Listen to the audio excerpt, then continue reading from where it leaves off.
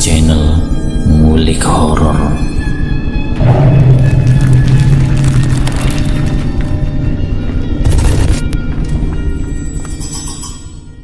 Assalamualaikum warahmatullahi wabarakatuh. Jumpa kembali di channel Ngulik Horor. Channel kami menceritakan tentang kisah-kisah misteri yang mungkin bisa menemani agan-agan dan sista semua ya. Kali ini saya akan membawakan kisah misteri yang ditulis oleh @tiberisyeimo. Kalian juga dapat mengunjungi tweet beliau langsung ya. Nanti link saya akan sediakan di kolom deskripsinya. Yuk, daripada kita lama-lama, langsung saja kita simak ceritanya. Kali ini saya akan membawakan kisah misteri Kampung Tumbal bagian yang pertama. Pengalaman kali ini berawal saat sekolahku mengadakan acara wajib tahunan atau dengan nama lain Live-In di satu desa dan masih di Jawa Tengah juga. Live-In ini adalah kegiatan untuk siswa tinggal bersama orang tua asuh beberapa hari, agar siswa merasakan hidup bermasyarakat di pedesaan yang serba terbatas, dan kisah misteri nyata dunia dimulai. Acara ini hanya ada di sekolahku. Buat teman-teman yang tahu tempat Live-In-ku ini, tolong jangan ada yang komen tahu tempatnya ya. Karena aku takut warga di desa tersebut marah atau tidak terima atas ceritaku ini. Hari itu hari Selasa, kita berangkat kumpul di sekolah dan menaiki bus yang disewa sekolah.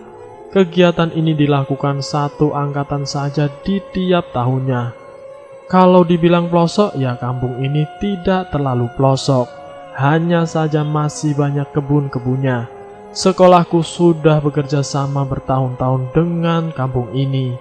Jadi mereka sudah open gitu sama sekolahku. Karena setiap tahunnya mereka dapat jatah anak asuh dadakan. Meskipun hanya 1 jam dari tempat aku tinggal, aku belum pernah ke kampung ini. Kampung ini mayoritas warganya bekerja di luar negeri menjadi TKI. Kalau nggak yang ngerantau ke kota-kota besar, jadi jarang sekali anak-anak yang sudah lulus sekolah menetap di kampung ini. Kita dibagi kelompok. Waktu itu ada 2 kampung yang bekerja sama dengan sekolahku. 1 rumah untuk 2 siswa. Kala itu aku mendapat 1 rumah bersama Maya, anak IPA yang tidak begitu dekat denganku. Walaupun ini tergolong desa, tapi rumahnya besar-besar sekali. Kayak si Mutia dan Lutfi temanku. Dia mendapatkan ibu asuh yang rumahnya mewah sekali. Kamarnya ber-AC, kamar mandinya ada bed up-nya. Wifi-nya kencang pula. Nah, nasibku dapat ibu asuh seorang janda. Tinggal di rumah gubuk yang menurutku tak layak buat tinggal ibu. Kita panggil saja namanya Bu Asi ya. Dari sinilah kisah misteri nyata dunia mulai mencekam. Bu Asi ini adalah seorang janda beranak 2, tapi anaknya merantau semua. Bu Asi tinggal seorang diri di rumah ini. Dia memiliki warung makan kecil di depan rumahnya. Rumah Bu Asi paling depan di kampung pinggir jalannya. Kalau siang ramai, tapi kalau malam sepi sekali. Aku tidur di tempat tidur yang kayunya berkasur tipis dan lampunya berwarna oranye. Tahu kan bolam kuning itu? Jadi remang-remang dan semakin horor kesannya. Kamar mandinya tidak berlampu. Belakangnya kebon, samping kebon. Sedih sekali aku ngerasainnya. Biar aman dek, gak dicuri, ucap Bu Asi sambil ngunyah onde-onde. Emang di sini banyak pencurinya Bu? Maya yang tiba-tiba angkat bicara. Iya, tapi tak kasat mata, jawab Bu Asih tenang dan tetap mengunyah onde-ondenya. Si Maya tiba-tiba mencengkram tanganku kuat, tanda dia akan mengatakan sesuatu. Bu, kami ke kamar ya, istirahat dulu. Sambil menarik tanganku, Bu Asih mengangguk saja. Sesampainya di kamar, Maya terlihat gelisah. Din, kamu ngerti kan yang dimaksud Bu Asih? Enggak. Jawabku cuek dengan menatap layar HP. Maksudnya pencuri tak kasat mata itu tuyul? Bentak Maya di depan wajahku. Sembrono, masa sih Mai? Tanyaku masih tidak percaya. Secara aku baru tahu kalau ada tuyul. Di tempatku sama sekali tidak ada berita tentang tuyul. Selepas maghrib Bu Asi memanggil kami untuk makan malam. Di sela makan malam, Bu Asi bercerita bahwa di kampung ini hampir seluruh warganya memiliki peliharaan. Peliharaan yang dimaksud di sini ya kayak tuyul, genderuwo, pocong, bahkan ada yang berwujud macan putih. Hanya beberapa orang yang tidak memakai pesugihan itu, termasuk Bu Asi. Meskipun warga sini rajin yang sholat, masih banyak yang musyrik, Dek. Ucap Bu Asi sambil memainkan sendoknya. Kata-kata itulah yang masih kuingat dalam kisah misteri nyata dunia ini. Aku dan Maya hanya diam penasaran mendengarkan cerita Bu Asi. Ada yang sadis, demi kedudukannya rela mengorbankan istrinya untuk tumbal. Tapi kali ini nada Bu Asi sedikit pelan, hampir kami berdua tidak mendengar suara Bu Asi. Kami berdua terbelalak. Jujur awalnya aku tidak percaya. Masa iya sih ada orang tega segitu amat? Kalau sudah selesai, piringnya tinggal saja, biar ibu yang bersihin. Ucap Bu Asi sambil merapikan piring dan gelas bekas makan dia. Loh Bu, ceritanya belum selesai kok. Kali ini aku benar-benar penasaran. Kalian duduk di depan TV dulu ya, tunggu ibu bersihin ini semua. Kami mengangguk meninggalkan Bu Asi yang merapikan bekas makan kita. Kurang ajar banget ya, udah numpang, gak mau bantuin lagi. Habisnya Bu Asi yang meminta membereskannya sendiri sih. Kepala desa ini namanya Pak Prapto. Belum 40 hari istrinya meninggal di depan rumah ibu. Ucap Bu Asi yang sedikit was-was. Jujur aku dan Maya juga takut, tapi penasaran sekali.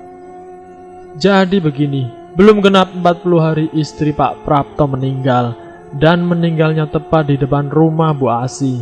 Ya, di depan gang kampung ini.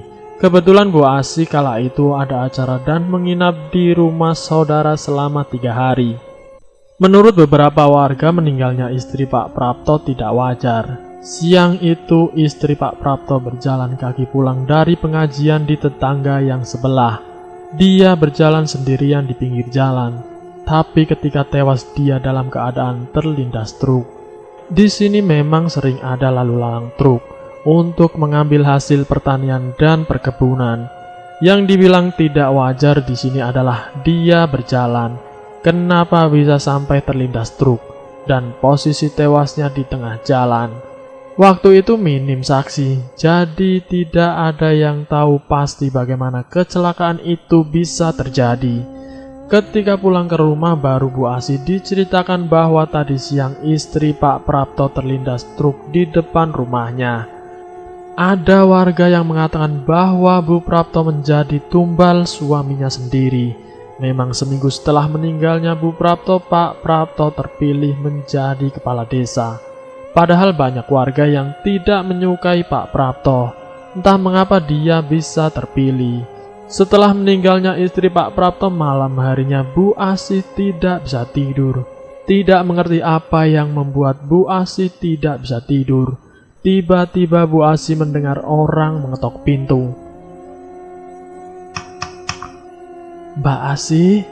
Bu Asi masih mencerna suara itu. Sepertinya tidak asing dengan suara itu. Bu Asi bergegas dan membuka pintu. Ketika Bu Asi buka pintu, ia tidak menemukan siapapun di luar. Baru beberapa langkah pintu terdengar diketuk lagi, dan ada suara lirih di luar. Mbak Asi, tolong aku. Bu Asi terkejut mendengar suara lirih perempuan itu. Terdengar seperti Bu Prapto.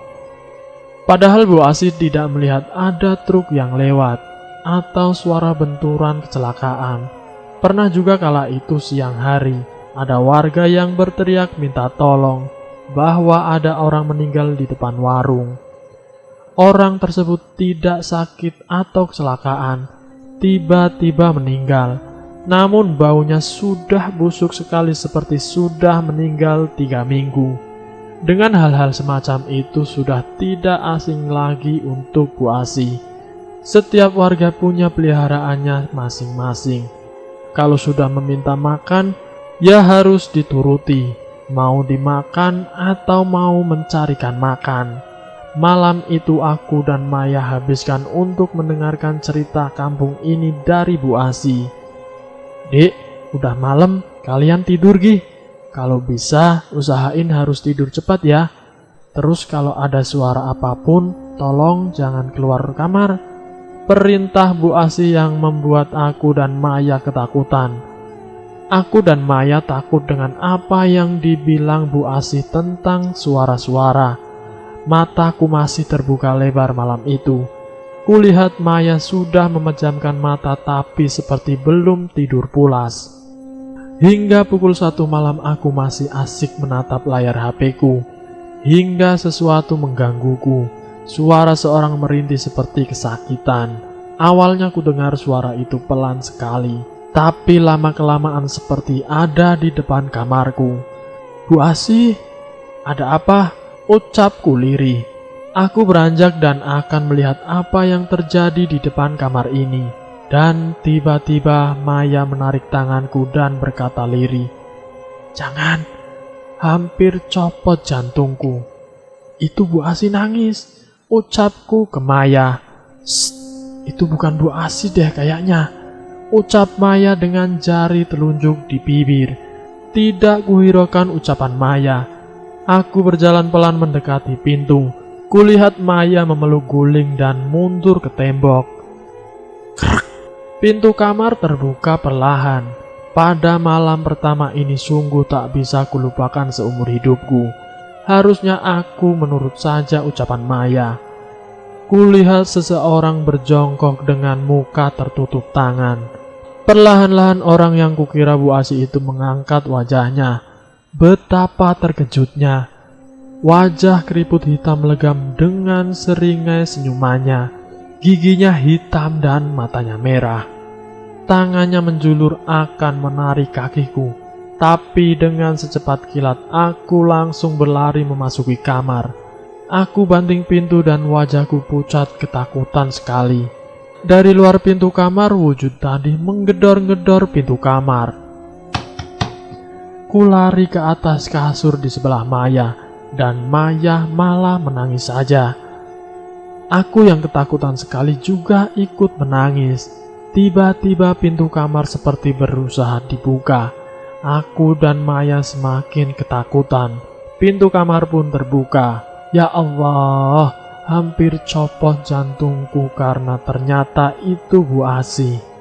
"Ada apa, Dek? Kok kalian menangis?" ucap Bu Asih khawatir. Dan kita berdua tetap menangis. Sudah, kalian tenang dulu saja. Sudah Ibu usir. Itu peliharaan warga sini. Kurang ajar. Siapa yang berani kirim peliharaan ke sini? Ucap Bu Asih geram.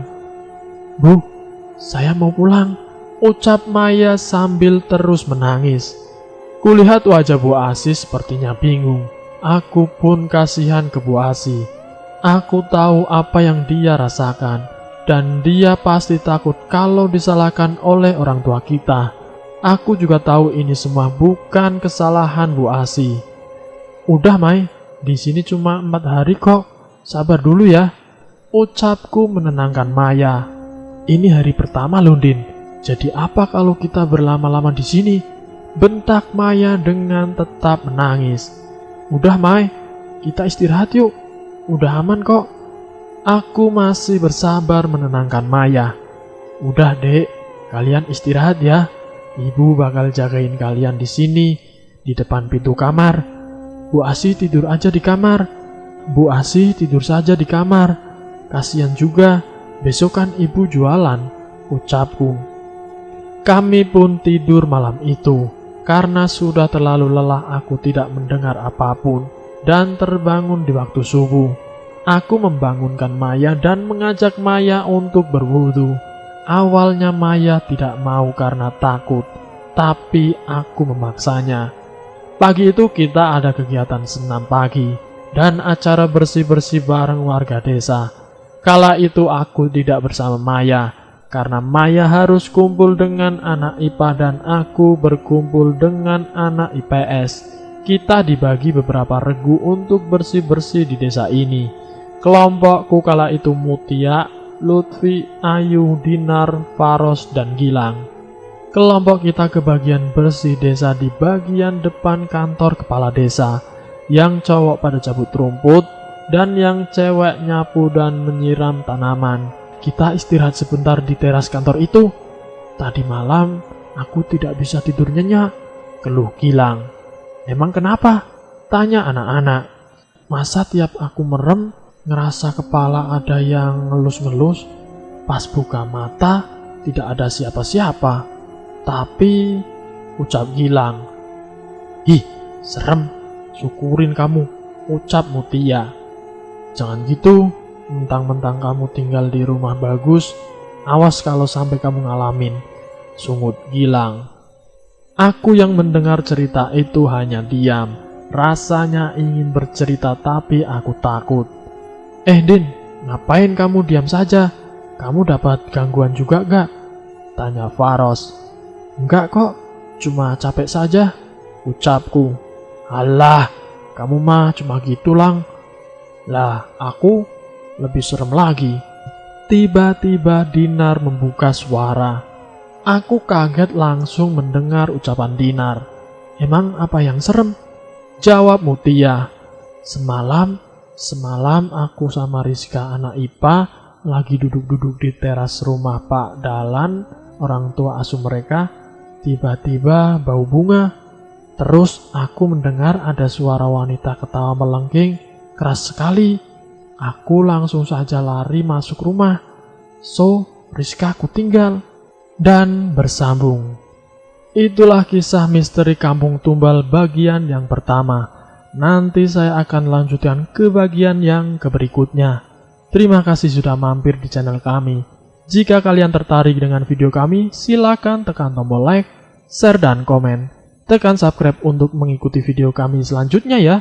Wassalamualaikum warahmatullahi wabarakatuh.